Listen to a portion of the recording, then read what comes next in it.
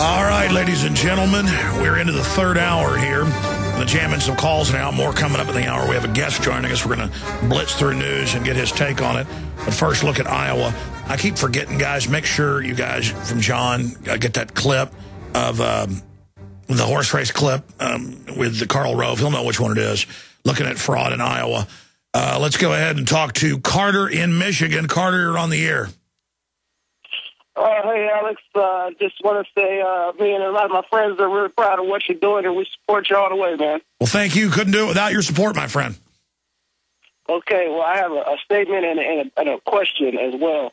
I just want to say that I was one of the, I'm a young black guy, been on board with Obama since 2008. I was one of those guys who drank the Kool-Aid, back then, and, thought he was going to be this miracle guy and all this stuff. And, just over the years, just watching his agenda, I really decided that I'm going to have to come on board with Ron Paul. And, after the NDAA, it really was the last straw for me. I really see what kind of guy he really is.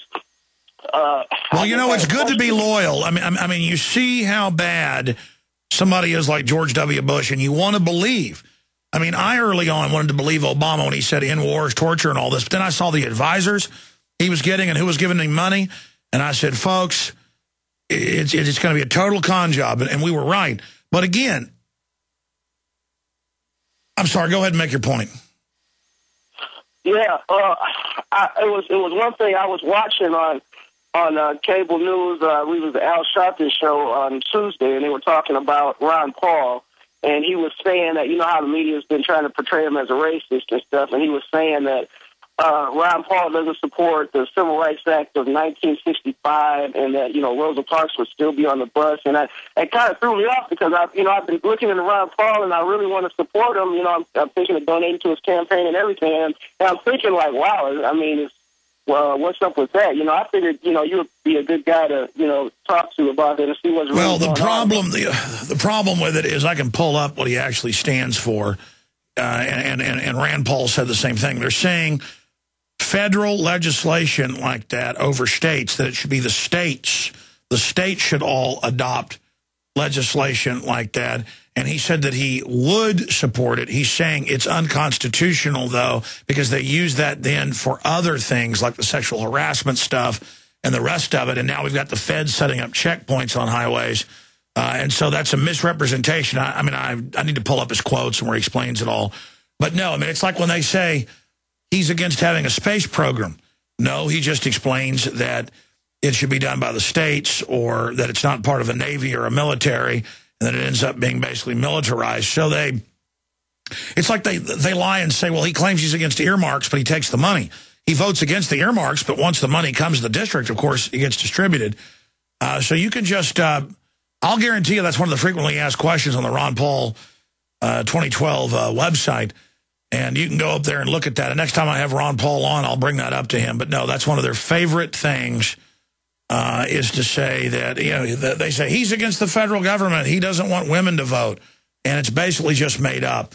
And perhaps I should, problem is now, here by the third hour, I cracked my sternum last weekend. So now I'm kind of laboring here, folks. So I'm sorry, but we'll get this hour done, and I'll be back tomorrow, Lord willing.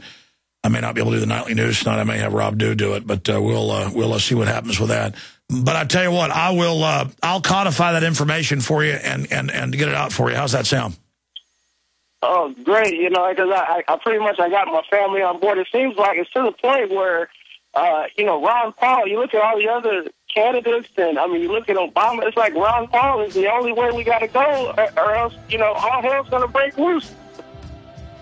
You're right, my friend. You're absolutely right about that. Good to hear from you. Okay, we got a guest coming up, and we've got a bunch more calls as well. This third hour is going to be jam-packed. Wait to hear this Karl Rove clip coming up. And we'll be back tonight, 7 o'clock, prisonplanet.tv. Okay, for the rest of the hour, investigative journalist Greg Hunter is going to be our guest. We'll also take calls. Those of you that are holding, he can talk on any of these issues. I wanted to get him on to get his perspective on anomalies in Iowa, because I know he's been looking into those and reporting on it. Since we even had Bev Harris on, who's really the preeminent expert in election fraud, black box voting, we've learned even more. And in a moment, after we get Greg's basic breakdown on this, I'm going to play a clip, an audio clip. It's a video clip for viewers, a little piece that John Bound put together for the Nightly News, where it shows Ron Paul, up at first place until the magic wand of Karl Rove is introduced, and then magically he gets pulled back to third place. And we're going to play that clip of Karl Rove here in a moment saying, oh, well, some of the key precincts got lost or didn't show up, and there's missing people that had the votes, and they don't know where they are. So they just had a gentleman's agreement and decided what level Santorum would go up to, and that's the final numbers. This is hours before these numbers were even released. This is the guy that called Florida for Bush when none of the other networks did. But when Karl Rove says so, it makes it so. And again, I'm not a fan of Al Gore. Facts are facts. So we'll get his take on this. And then I want to move into some other subject with Greg Hunter. The Iran situation, the TSA setting up checkpoints all over the country. We have another article out on it today. Setting up checkpoints, checking IDs with machine guns, MP5, Heckler & Koch, 9mm in Florida. DHS officers armed with semi-automatic set up unannounced ID checkpoint in Leesburg, Florida. I mean, we are living in the twilight zone here. My report, again, is up at drudgereport.com. Easy place to find it. Some of the other news we have at Infowars.com is the soldier. Army considering reprimanding soldier who appeared with Ron Paul. Now, we got an extended interview with him that we premiered last night that one of our correspondents got with him after he was on CNN, and they cut the feed. Then he went up and was on the stage with Ron Paul. They got the interview after that. And it may be one of the last times you hear from him, because the U.S. Army said Wednesday that it is considering disciplining Reserve Corporal Jesse Thorson, the soldier who spoke out against a militaristic foreign policy at Ron Paul's post-Iowa caucus's rally. Well, I mean, as a citizen, he's allowed to talk about Ron Paul and supporting his view of military intervention. It's certainly shared by the former head of the Joint Chiefs, Fox Fallon, Mullen, the outgoing guy, and of course now Dempsey. They finally hired somebody who will go along with it. By the way, Dempsey has all these weird quotes where I don't know why we're in Iraq, and I did say it, but we're there and I like it. Just really weird stuff. Let's go ahead and blast Iran. So that's going on there. We'll get his take on that as well. But Greg Hunter runs USAWatchdog.com, great news site. And he's worked for ABC News, CNN, you name it, Nightly News, all of it, and brings all of that to his own research and reports there. Greg, great to have you back with us here today.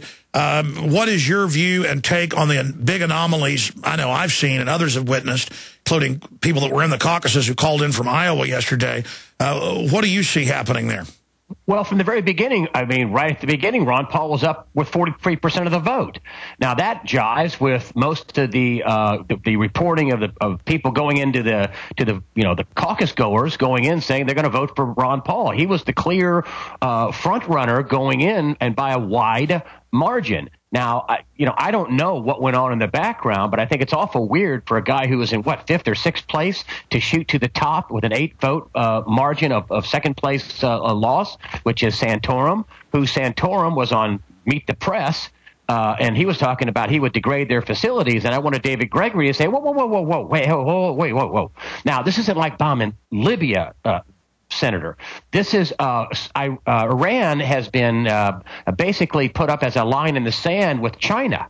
And China has said that they will come to Iran's rescue, even if it causes World War III. This is pretty widely reported. Russia helps Iran with their nuclear facilities, and I don't think Russia is very keen on allowing the United States to, bomb Iran's facilities. Now, Iran says it's for the peaceful production of energy.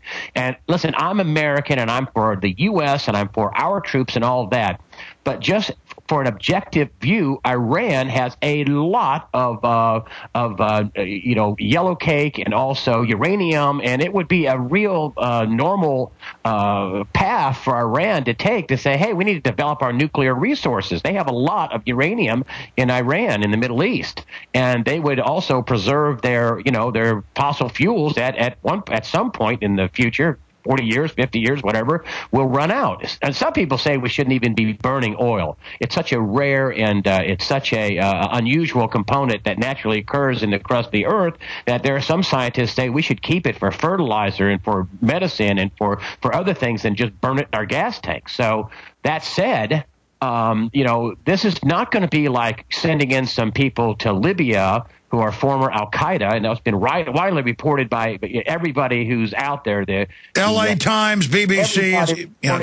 They were a former guy who fought against coalition forces in Afghanistan, was a leader in Libya. We put him in Libya.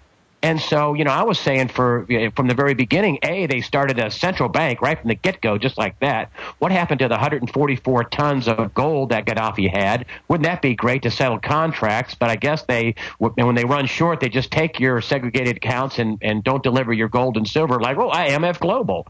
And so, but that was a very weird thing. We basically, or you're for us or against us. Well, unless you're taking out Gaddafi, then you're Al-Qaeda and it's okay. So I don't understand that. We supported Al-Qaeda. This NDAA bill that just passed specifically said Al-Qaeda. Why are we supporting Al-Qaeda in Libya? Why?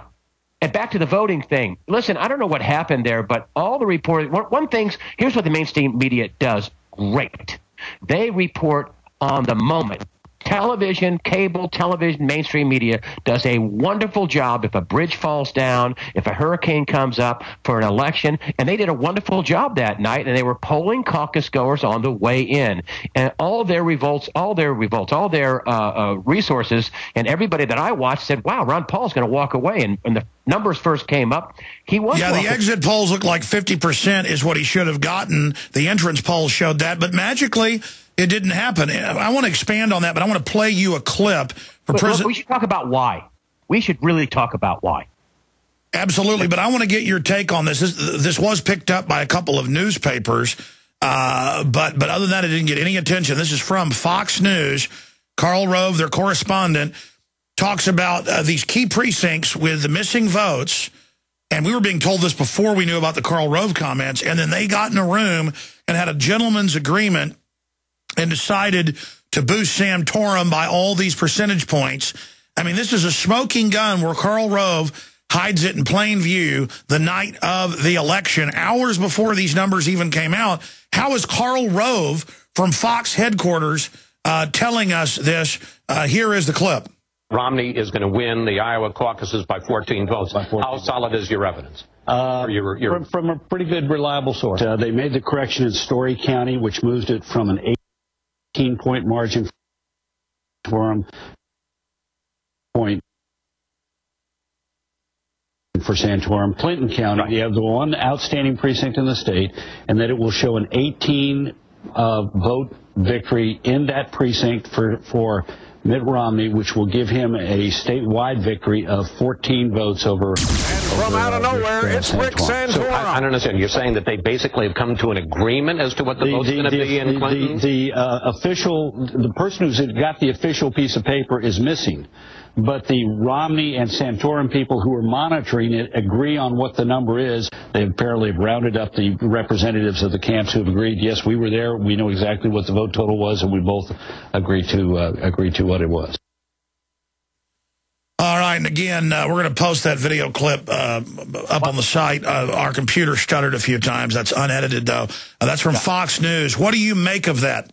I say that's he basically admitted that they decided between the two supposed front runners who was going to win. Why didn't they bring Ron Paul in? Why didn't they bring Newt Gingrich in? Why don't they all talk about it? That's my question. Yeah, that's a mind-boggling clip, and it's not getting any attention. The Tribune newspaper reported on it. One long caucus, one delayed official add up the late results from Story County. So it is confirmed. Here's the Examiner out of the Washington. Karl Rove, Romney has won Iowa by 14. It just mentions it as a footnote here. And this would have been enough, these votes, to push Paul at least into second place. So here they are admitting that they moved up Santorum in a gentleman's agreement because they don't know where the guy is. You're supposed to call him in from each little caucus point. You're not supposed to have them all in a truck going somewhere to be counted.